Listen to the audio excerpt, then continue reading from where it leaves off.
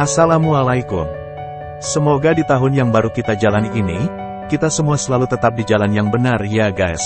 Tetap dalam lindungannya, tetap sehat walafiat. Selalu dimurahkan rezekinya, selalu dimudahkan segala urusannya. Yang lagi sakit, semoga segera diangkat segala penyakitnya. Yang lagi terlibat hutang, semoga segera dilunaskan semua hutang-hutangnya ya guys. Amin. Allahumma amin. Dalam pepatah Yunani mengatakan, 1 menit aja kita bersabar, maka kita bisa merasakan kedamaian dalam 10 tahun ke depan. Meskipun sabar itu ibarat tanaman pahit, namun akan menghasilkan buah yang manis guys. Seperti yang dirasakan Tasya, ia masih bersabar dengan sakit di sekujur tubuh yang dirasakannya saat ini guys. Jom, kita lanjutin lagi kisah surga yang terbagi ini, sama-sama guys.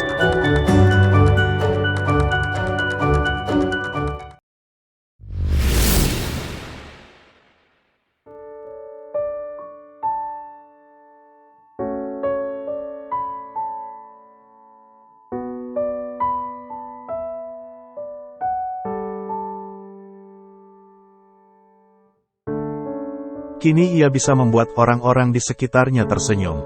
Meskipun Tasya masih harus menjalani perawatan lebih lanjut.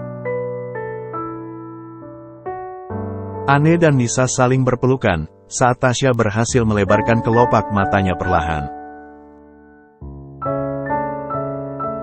Hal itulah yang membuat Nisa berteriak bahagia, saat sedang berbicara berdua dengan Tasya. Kini tim dokter sedang melakukan pemeriksaan lebih lanjut pada Tasya, atas kemajuan yang ditunjukkan oleh Tasya. Anne dan Nisa pun menunggu di luar, dengan perasaan bahagia. Anne terlihat sibuk dengan handphonenya. Ia mencoba menghubungi Om Ridwan dan Tante Widya, untuk mengabari perkembangan Tasya. Anne pun menghubungi mereka satu persatu. Dia juga nggak lupa memberi kabar kepada Hafiz. Halo, Assalamualaikum Om, sapa Anne saat panggilannya tersambung. Waalaikumsalam Ne, apa terjadi sesuatu pada Tasya? Tanya Om Ridwan dengan nada cemas. Bukan Om, justru Anne ingin memberi kabar gembira buat Om. Alhamdulillah, Tasya udah bisa membuka matanya dengan sempurna, dan saat ini, tim dokter sedang memeriksanya Om, terang Anne dari balik teleponnya. Alhamdulillah ya Allah, ya udah, Om segera ke sana. Assalamualaikum, ucap Om Ridwan, langsung memutuskan sambungan teleponnya. Begitu pula Tante Widya, dari suaranya di ujung telepon, terdengar sangat bahagia, begitu mendapat kabar dari Anne. Ia pun gak sabar, ingin melihat putri tercintanya, kembali melihat semua yang ada di hadapannya. Dalam 1 jam kemudian, Om Ridwan dan Tante Widya, udah ada di hadapan Anne dan Nisa. Mereka pun sangat antusias menanyakan keadaan terbaru Tasya. Dengan jalan terburu-buru, keduanya menghampiri Anne. Ne, gimana Tasya? Tanya keduanya bersamaan. Gak lupa Nisa memberi salam pada Om Ridwan dan Tante Widya. Dokter masih memeriksa Tasya di dalam Om, Tante, sahut Anne dengan mata berbinar. Om Ridwan pun merangkul sang istri yang terlihat sangat cemas. Pak, semoga anak kita baik-baik aja ya, ucap Tante Widya lirih dalam dekapan sang suami. Beberapa menit kemudian, dokter keluar dari ruang pemeriksaan. Mereka langsung menghambur mendatangi sang dokter, untuk menanyakan keadaan Tasya. Dokter, bagaimana keadaan anak saya dokter? Tanya Tante Widya antusias.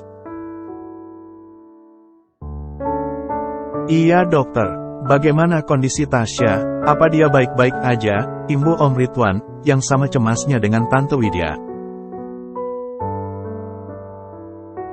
Sang dokter dengan tenangnya pun tersenyum pada mereka yang memburunya. Baiklah, Bapak dan Ibu sebaiknya tenang dulu. Alhamdulillah, Tasya sudah mengalami banyak kemajuan. Ini juga di luar prediksi kami sebelumnya. Kami telah melakukan pemeriksaan secara intensif, dan hasilnya cukup baik untuk perkembangan otak dan detak jantungnya saat ini. Sang dokter terdiam sejenak, sambil menundukkan kepalanya.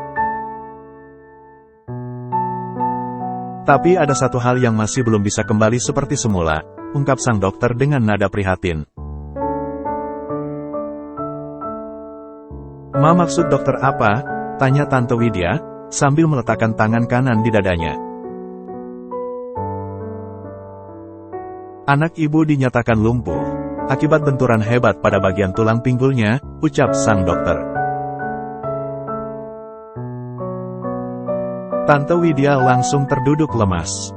Dalam seketika, ia terkulai lemah, seolah nggak punya tulang yang menyokong tubuhnya untuk tetap berdiri tegak. "Tapi kita masih bisa melakukan beberapa terapi pada Tasya, agar dia dapat kembali berjalan dengan sempurna.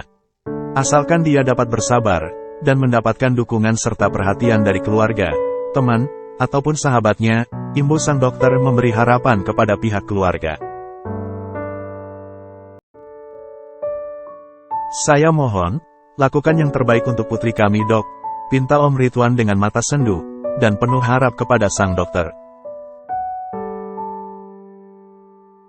"Insya Allah, Pak, kami akan melakukan yang terbaik semampu kami. Kita sama-sama berdoa untuk kesembuhan Tasya. Dan kami sebagai tim medisnya, akan berusaha sekuat tenaga," imbuh sang dokter. "Terima kasih banyak, Dok," sahut Om Ridwan. Sementara Tante Widya masih terdiam, nggak percaya dengan apa yang udah terjadi pada Tasya. Dokter pun melangkahkan kakinya meninggalkan keluarga Om Ridwan. Namun baru beberapa langkah, sang dokter memutar tubuhnya, kembali menghampiri Om Ridwan. "Oh iya Pak, hari ini Tasya sudah bisa dipindahkan ke ruang perawatan, tidak lagi di ICU. Karena semuanya sudah membaik, tinggal pemulihan saja," tukas sang dokter dengan senyum ramah. "Alhamdulillah, terima kasih Dok," sahut Om Ridwan. Ane dan Nisa yang ikut mendengar penjelasan dari dokter, juga merasa sedih atas apa yang dialami Tasya. Mereka nggak bisa membayangkan, bagaimana histerisnya dia, jika mengetahui dia nggak bisa berjalan, alias lumpuh sementara. Meskipun ada kemungkinan ia bisa berjalan normal kembali. Enggak, ini nggak akan terjadi pada Tasya. Anakku nggak lumpuh," racau Tante Widya, seperti orang yang sedang kebingungan. Om Ridwan pun berusaha menenangkan istrinya yang hampir depresi, mendengar kelumpuhan anak tersayangnya. "Ma, istighfar Ma, kita masih bisa melakukan terapi. Tasya akan berjalan normal kembali," tandas Om Ridwan, mencoba menenangkan sang istri, meskipun dalam hatinya sendiri merasa hancur. Tapi Om Ridwan mencoba tegar dan ikhlas, atas apa yang telah terjadi. Beberapa menit kemudian, terlihat beberapa perawat keluar dari dalam ruang ICU, dengan mendorong sebuah brangkar, membawa tubuh yang terbaring lemah di atasnya. Tante Widya langsung terkesiap, melihat tubuh anaknya dibawa dalam brangkar, dengan selang oksigen yang masih menutupi lubang hidungnya. Ia pun dengan antusias mengikutinya. Salah satu perawat dengan sangat ramah mengatakan kepada pihak keluarga, jika Tasya akan dipindahkan ke ruang perawatan intensif. "Bapak, Ibu, pasien akan kami pindahkan ke ruang artileri, guna mendapatkan perawatan intensif, karena pasien sudah menunjukkan kemajuan yang begitu baik. Jadi mari ikut bersama kami," ajak sang perawat dengan ramah dan sopan. Mereka pun mengikuti kemana perawat-perawat itu membawa Tasya. Sedangkan Tasya sendiri udah sadar, hanya aja tubuhnya masih terasa sangat lemah. Kini Tasya udah berada di ruang artileri yang berkelas VVIP. Di mana hanya ada satu pasien di setiap kamar, yang dilengkapi dengan sofa untuk menerima tamu, satu set meja makan, dan satu bed untuk orang yang menjaga pasien. Anne dan Nisa memilih untuk duduk di sofa, bermaksud memberi ruang gerak untuk kedua orang tua Tasya, untuk melihat anaknya lebih dekat, setelah perawat meninggalkan ruangan. Hanya aja perawat mengingatkan, untuk nggak terlalu banyak mengajak pasien berbicara, mengingat kondisinya masih lemah. Baiklah Pak, Bu, kami permisi dulu, jika butuh sesuatu, jangan sungkan untuk menghubungi kami. Dan saya hanya mengingatkan kembali, agar pasien tidak diajak berbicara terlalu lama, demi kesembuhan pasien, pesan perawat yang membawa Tasya pindah ke ruangan artileri. Baik suster, terima kasih banyak, ucap Om Ridwan. Para perawat pun segera keluar, dan kembali menutup rapat pintu kamarnya. Tante Widya yang sudah nggak sabar, segera melihat, seraya mengelus lembut kepala sang anak. Sayang, kamu jangan khawatir ya, ada mama dan papa yang akan setia menemani kamu. Kamu harus kuat, kamu harus sembuh. Mama mau melihat senyum dan tawamu sayang, ujar Tante Widya, dengan air mata yang udah berlinang. Ma, kalau Mama sedih seperti ini, Tasya juga akan sedih. Mama mau, Tasya terus berada di atas berangkar ini, tukas Om Ridwan, sambil mengelus pundak sang istri. Sekilas terlihat Tasya tersenyum, dan samar terdengar suara, dari balik sungkup yang menutupi hidung dan mulut Tasya.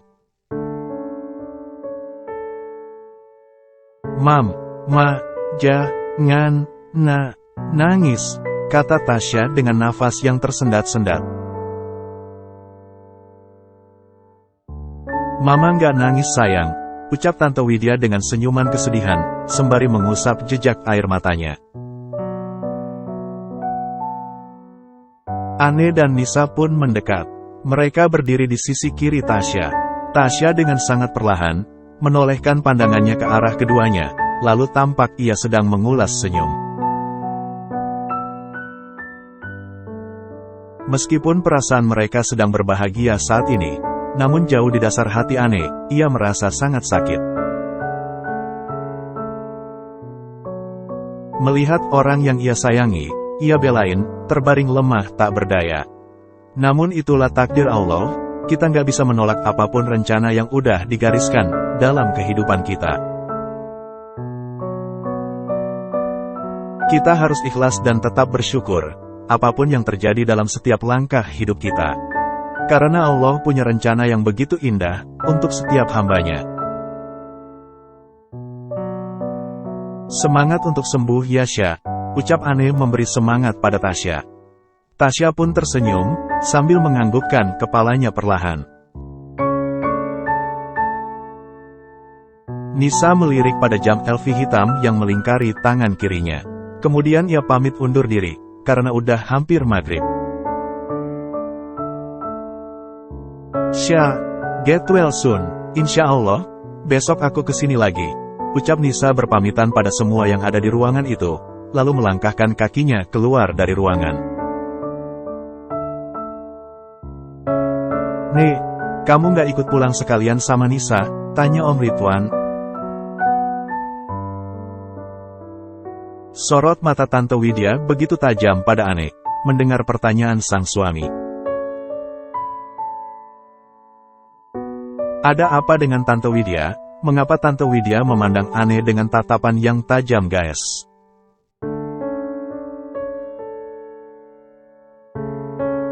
Apakah Tante Widya nggak mengizinkan Anne untuk pulang?